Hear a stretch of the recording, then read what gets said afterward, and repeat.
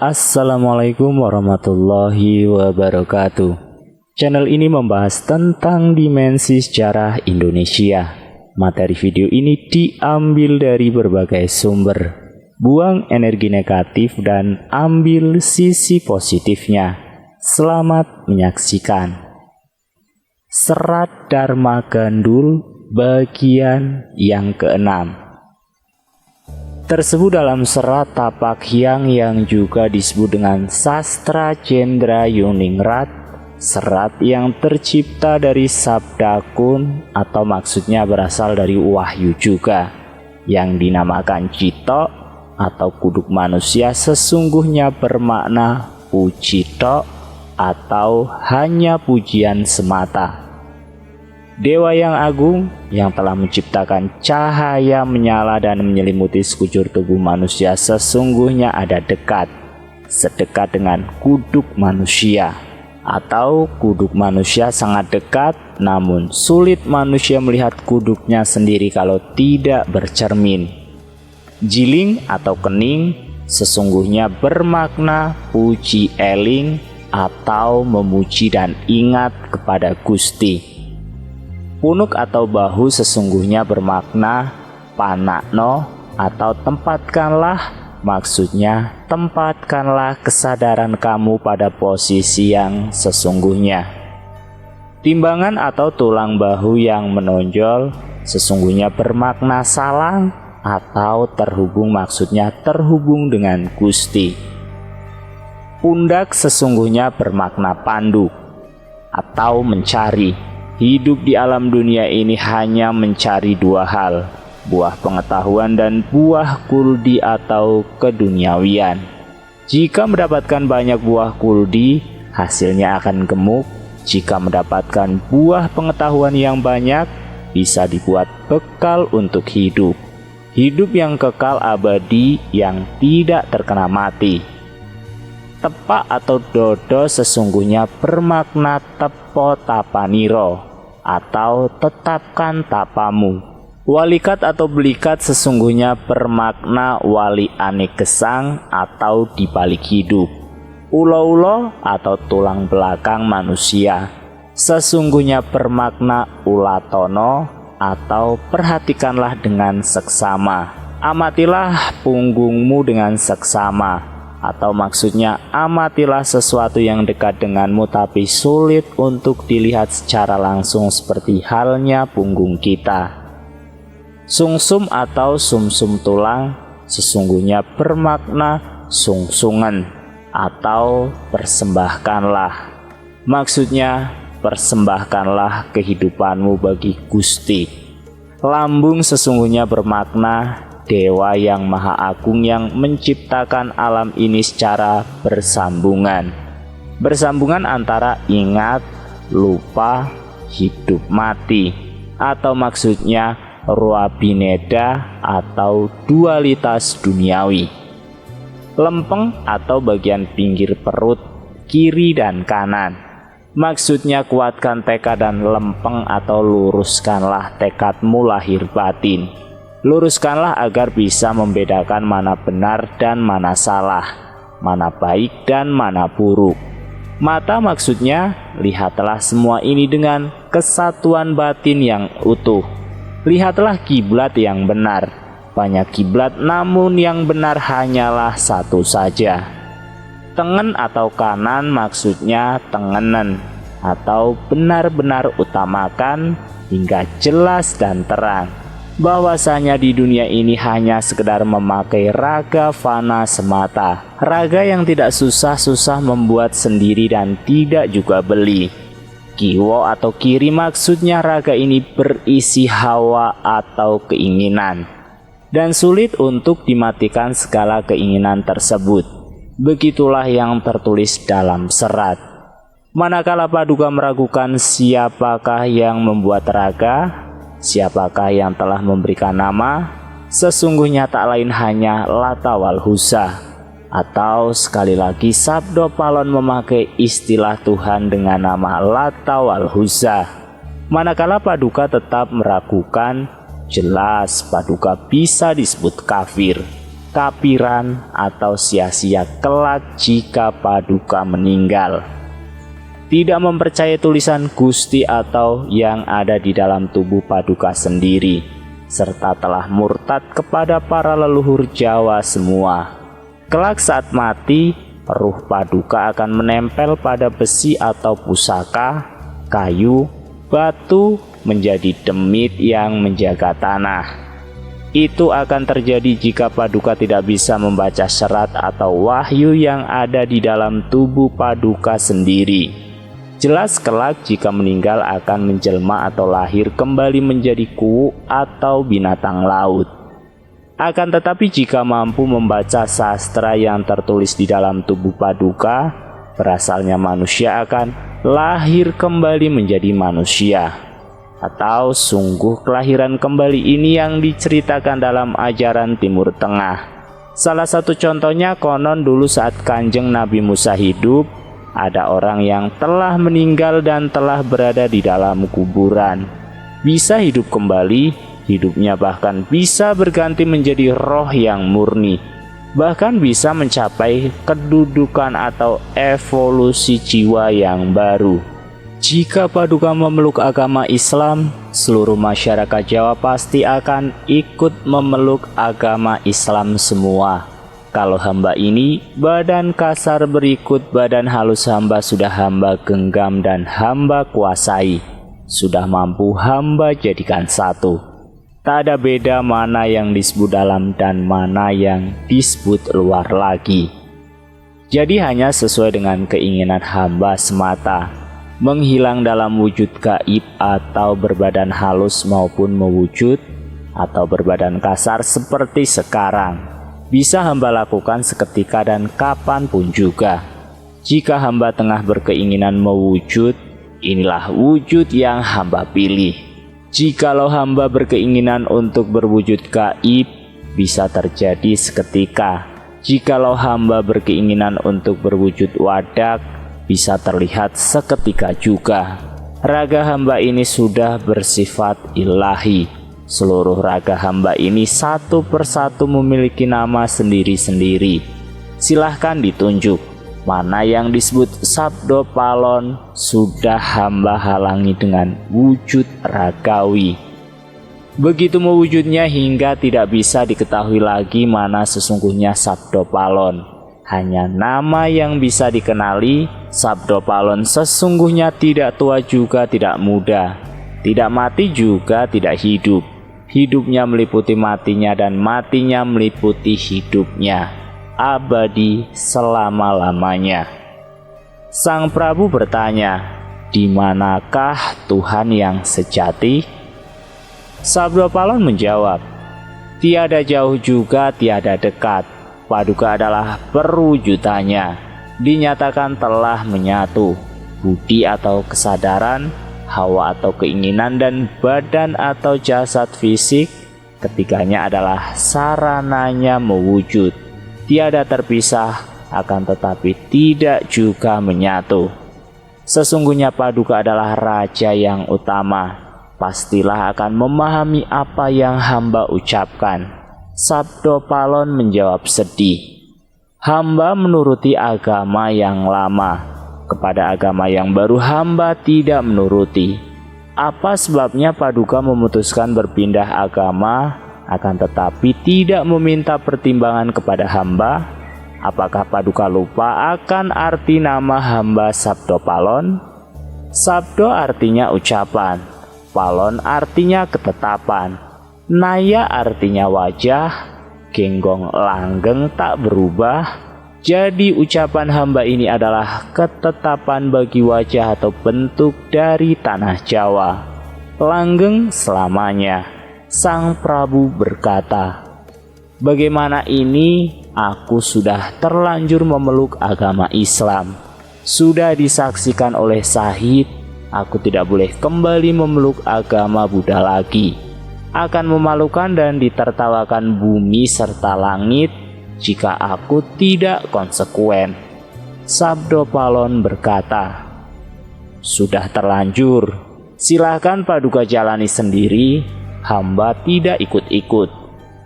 Sunan Kalijogo lantas berkata kepada Sang Prabu, yang isinya menyarankan agar tidak perlu berpikir macam-macam, sebab agama Islam itu adalah agama yang mulia.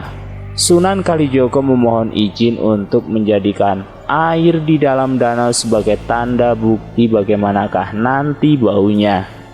Jika air danau nantinya bisa berbau wangi, itu berarti Sang Prabu sudah mantap memeluk agama Rasul. Sunan Kalijogo lantas menyabdo air dan seketika berbau wangi dan harum. Sunan Kalijogo berkata kepada Sang Prabu, sebagaimana sudah terbukti, jikalau Sang Prabu nyata telah mantap memeluk agama Rasul, tandanya air danau berbau harum. Berkata Sabdopalon kepada Sang Prabu, ini hanya kesaktian belaka, kesaktian kecil yang hanya seimbang dengan air kencing hamba. Kesaktian seperti ini dipamerkan di depan hamba. Jikalau saya imbangi, sama saja sama melawan air kencing hamba sendiri. Apa yang hendak saya perebutkan? Paduka sudah terlanjur terkecoh, sudah berkehendak menjadi manusia yang sekedar menumpang, tidak memiliki ketetapan hati, sukanya hanya ikut-ikutan. Sungguh tiada guna hamba momong Paduka selama ini. Hamba malu kepada bumi dan langit, telah momong manusia bodoh. Hamba hendak mencari momongan lain yang hanya bermata satu. Hamba sudah tidak akan momong Paduka lagi. Jikalau hamba mau, air danau ini akan hamba jadikan minyak wangi dengan lantaran kentut hamba saja. Ketahuilah, yang disebut Manik Moyo oleh masyarakat Jawa itu tak lain adalah hamba ini. Yang menciptakan kawah di atas gunung Mahameru dulu adalah hamba.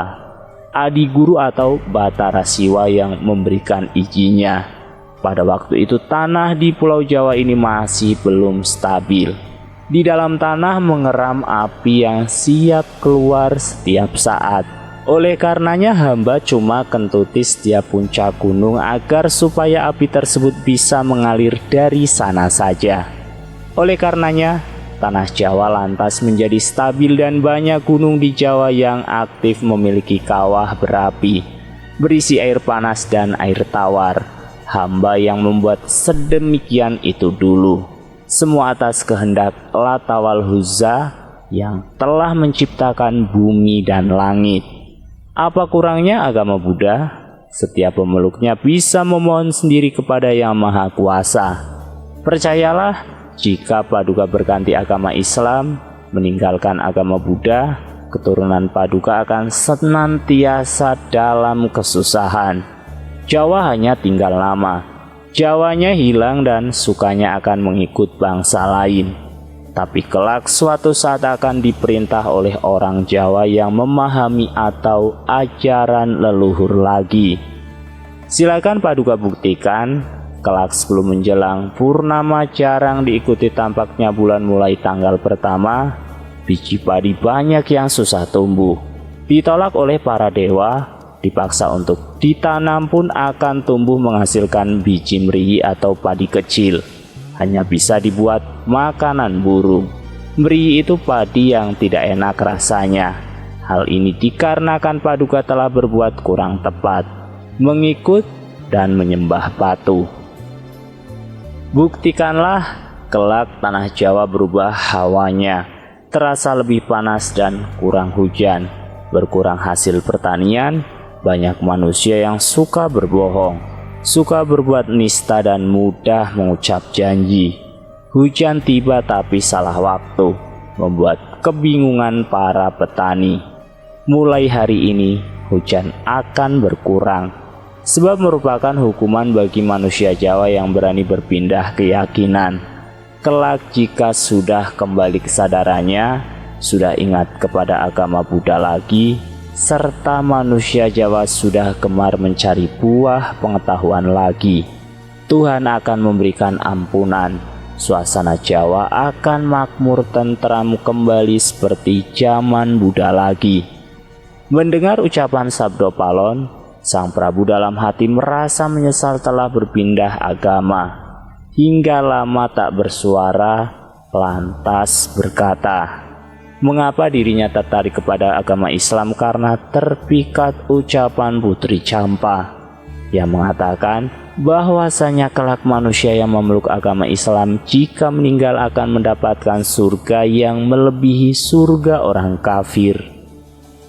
Sabdopalon menjawab, sudah semenjak dahulu, jika suami terlalu menuruti istri, pasti akan menemukan kesengsaraan. Karena wanita ibaratnya adalah tempat rasa atau penuh emosi. Jarang yang bisa menggunakan penalaran tanpa terbalut emosinya. Sabdopalon menasehati banyak hal kepada Sang Prabu. Sang Prabu berkata, kamu nasehati bagaimanapun juga sudah tiada guna lagi. Semua sudah terlanjur. Sekarang sekali lagi aku hendak menanyakan ketetapan hatimu. Diriku sudah terlanjur masuk agama Islam dan telah disaksikan oleh si Syahid. Sudah tidak mungkin lagi kembali ke Buddha lagi. Sabdopalon mengatakan hendak berpisah. Manakala ditanya hendak pergi kemana, menjawab tidak hendak pergi jauh tapi sudah tidak bertempat di Jawa lagi. Karena bagaimanapun untuk memegang tugasnya sebagai Semar, tetap juga akan meliputi Jawa walau tiada terlihat nyata. Sang Prabu diberikan janji, jika kelak ada manusia Jawa bernama Tua, bersenjatakan kawruh atau pengetahuan kesadaran, dialah yang dimomong Sabdopalon. Manusia Jawa yang sudah kehilangan Jawanya akan diajari ajaran benar dan salah lagi. Sang Prabu berkehendak ingin merangkul Sabdopalon dan Noyogenggong. Akan tetapi keduanya sirna seketika itu juga. Sang Prabu terkejut dan tak terasa keluarlah buliran air kening. Sang Prabu terkejut dan tak terasa keluarlah buliran air bening dari matanya. Lantas kemudian berkata kepada Sunan Kalijogo, kelak di kemudian hari, negara Blambangan akan berganti nama menjadi Banyuwangi. Akan menjadi pengingat bahwasanya kelak Sabdopalon akan pulang ke Jawa sembari membawa momongannya. Sekarang dia ada di tanah seberang. Sunan Kalijogo lantas membuat bumbungan dari bambu 2 buah. Yang satu diisi air tawar dan yang satu diisi air danau. Air danau nanti akan dijadikan pertanda. Jikalau bau wanginya hilang, maka orang Jawa kelak akan berpindah agama kawruh atau pengetahuan. Bumbungan setelah diisi air lantas ditutup menggunakan daun pandan sili. Lantas dibawa oleh 2 orang murid Sunan Kalijogo. Sang Prabu berikut rombongan lantas berangkat diikuti oleh Sunan Kalijogo dan muridnya. Perjalanan terhalang malam, lantas bermalam di daerah Sumberwaru. Waktu pagi bumbungan dibuka, air dicium masih berbau wangi. Perjalanan lantas dilanjutkan. Sore menjelang telah sampai di Panarukan. Sang Prabu berikut rombongan bermalam di sana. Pagi harinya, air di dalam bumbungan dibaui masih wangi. Sang Prabu lantas melanjutkan perjalanannya. Saat sore menjelang, sampailah di daerah Pesuki. Sang Prabu beserta rombongan bermalam di sana. Keesokan paginya, bumbungan air dibuka lantas dicium. Baunya malah semakin bertambah wangi. Sang Prabu melanjutkan perjalanan hingga matahari hampir tenggelam di ufuk barat dan sampai di daerah Prabalingga atau Probolinggo. Di sana Sang Prabu beserta rombongan bermalam. Keesokan paginya air diperiksa kembali. Air tawar dalam bumbungan yang satu masih terasa segar untuk diminum, namun tampak berbusa dan busanya pun berbau harum. Air tawar dalam bumbungan tersebut hanya tinggal sedikit, karena kerap kali diminum di sepanjang perjalanan. Akan tetapi bumbungan yang berisi air danau, manakala diperiksa airnya berubah berbau tidak enak sama sekali. Mendapati perubahan itu, air danau dalam bumbungan seketika langsung dibuang. Sang Prabu lantas berkata kepada Sunan Kalijogo, di daerah Prabalingga atau Probolinggo ini kelak akan dikenal dengan dua nama, yaitu Prabalingga atau Probolinggo dan Bangerwari. Tempat ini kelak akan menjadi tempat berkumpulnya manusia-manusia yang suka mencari ilmu kepintaran dan ilmu kebatinan. Kata Prabalingga bisa diartikan pula Prabawane wong Jawa kalingan Prabawane tangga, atau karisma manusia-manusia Jawa terhalang oleh karisma yang berasal dari tetangga di seberang. Sang Prabu beserta rombongan lantas melanjutkan perjalanannya. 7 hari kemudian telah sampai di Ampel Gading atau Ampel Denta atau Surabaya sekarang ini. Nyai Ageng Ampel Gading segera menyambut kedatangan Sang Prabu. Nyai Ampel Gading lantas memberikan sembah bakti sembari meratapi segala hal yang telah terjadi. Sang Prabu lantas berkata, "Sudahlah, jangan menangis. Ger, anakku, anggaplah semua ini adalah kehendak Yang Maha Kuasa. Diriku dan kamu hanya sekedar menjalani. Semua hal yang telah terjadi sudah tertulis di dalam Lauhil Mahfuz atau Lauhil Mahfuz sebelumnya. Keberuntungan dan celaka sungguh tidak bisa dihindari. Sudah kewajiban manusia untuk melakukan usaha." Nyi Ageng Ampel lantas menuturkan kepada Sang Prabu tentang kelakuan Prabu Jimbun seperti yang sudah diterangkan di depan. Sang Prabu lantas memerintahkan agar memanggil Prabu Jimbun. Nyi Ampel lantas mengirimkan utusan ke Demak sembari membawa surat undangan. Sesampainya di Demak, surat segera dihaturkan kepada Sang Prabu Jimbun. Tidak menunggu waktu lama, Prabu Jimbun segera berangkat menghadap ke Ampel. Tersebutlah putra Raja Majapahit yang bernama Raden Bondan Kejawen yang tinggal di Tarub. Dia mendengar kabar jikalau Majapahit telah dijebol oleh Adipati Demak. Sang Prabu konon berhasil lolos dari dalam istana dan tidak diketahui lagi kemana perginya. Raden Bondan Kejawen merasa tidak tenang hatinya, lantas berangkat ke Majapahit. Di sepanjang perjalanan, Raden Bondan Kejawen senantiasa bertanya dan mencari-cari kabar di manakah kira-kira Prabu Brawijaya sekarang berada. Sesampainya di Surabaya, mendapat berita bahwasanya ayahanda Prabu tengah berada di Ampel, akan tetapi jatuh sakit. Raden Bondan Kejawen lantas menghadap dan memberikan sembah baktinya. Sang Prabu bertanya, "Yang memberikan sembah ini siapa?" Raden Bondan Kejawen menjawab bahwasanya dirinya lah yang tengah menghadap. Sang Prabu lantas merangkul putranya. Sakit Sang Prabu semakin parah, merasa kalau dirinya sudah dekat hendak berpulang ke zaman keabadian. Sang Prabu berpesan kepada Sunan Kalijogo, "Sahid, mendekatlah kemari. Diriku sudah merasa hendak berpulang ke zaman keabadian. Tulislah surat untuk dikirimkan ke Pengging dan Pranaraga atau Ponorogo. Nanti akan aku bubuhkan tanda tangan di sana. Tulislah bahwasanya agar mereka menerima kehancuran Majapahit.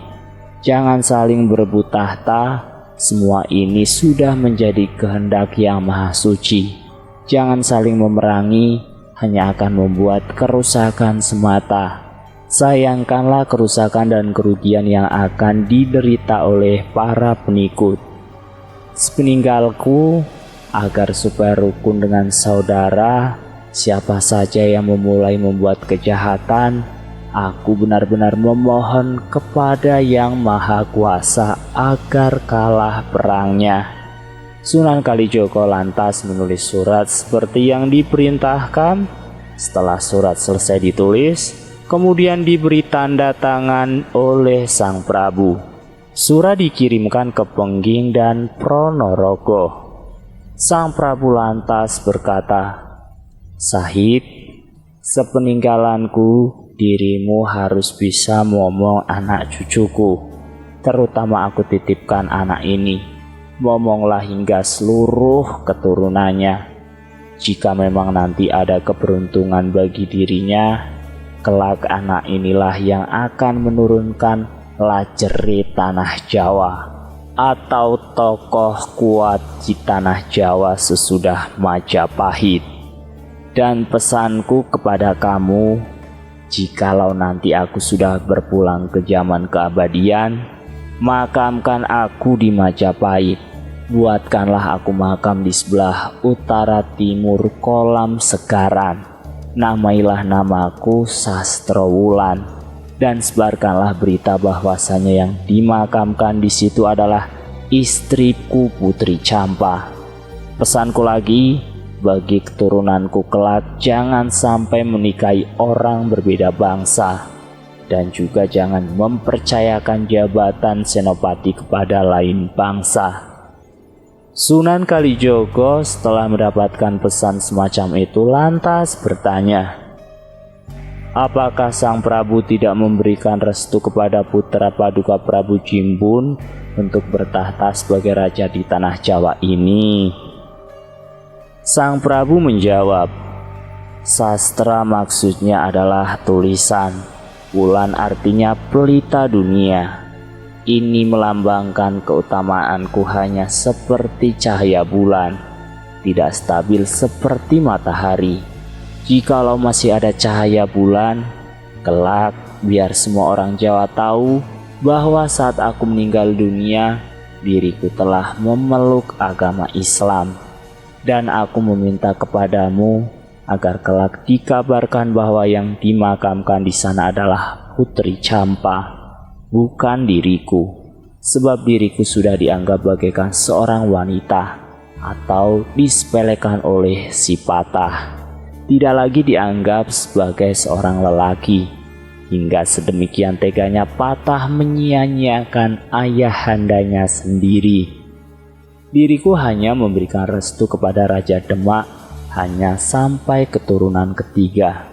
Sebab Patah berasal dari 3 benih, yaitu Jawa atau Sang Prabu Brawijaya, China atau Ibunda Raden Patah Engkian, dan raksasa Adipati Arya Damar atau Adipati Arya Damar adalah keturunan Nyi Endang Sasmitapura, penganut ajaran Tantra Bhairawa yang dalam ritualnya menyertakan memakan daging mayat dan meminum darah manusia sehingga disebut raksasa.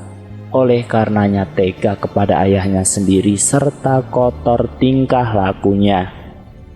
Pesanku, jangan sampai keturunanku mendapatkan jodoh lain bangsa, sebab dengan menikahi bangsa lain, di setiap kesempatan pastinya sedikit demi sedikit akan memberikan pengaruh dan menggoyahkan keyakinan yang sudah dipegangnya. Hal ini akan menciptakan kesengsaraan hidup. Dan pesanku yang terakhir agar jangan sampai mempercayakan jabatan senopati kepada lain bangsa, sebab pastinya kurang kesetiaannya kepada raja. Dikala tengah menghadapi pertempuran, pasti akan terbagi kesetiaannya. Sudahlah Sahid, semua pesanku tulislah." Selesai memberikan wasiat, Sang Prabu segera bersendekap dan meninggal dunia. Jenazahnya lantas dimakamkan di Astana Sastrowulan Majapahit. Hingga hari ini terkenal bahwasanya yang dimakamkan di sana adalah Putri Campa. Padahal sesungguhnya Putri Campa wafat di Tuban. Makamnya berada di Karangkumuning. 3 hari kemudian, Sang Sultan Bintoro baru hadir ke Ampel Gading serta bertemu dengan Nyai Ageng. Nyai Ageng berkata, "Sudah menjadi nasibmu Prabu Jimbun. Dirimu tidak bisa melihat detik-detik terakhir ayahandamu meninggal sehingga tidak sempat memberikan sembah bakti serta meminta restu untuk bertahta sebagai raja.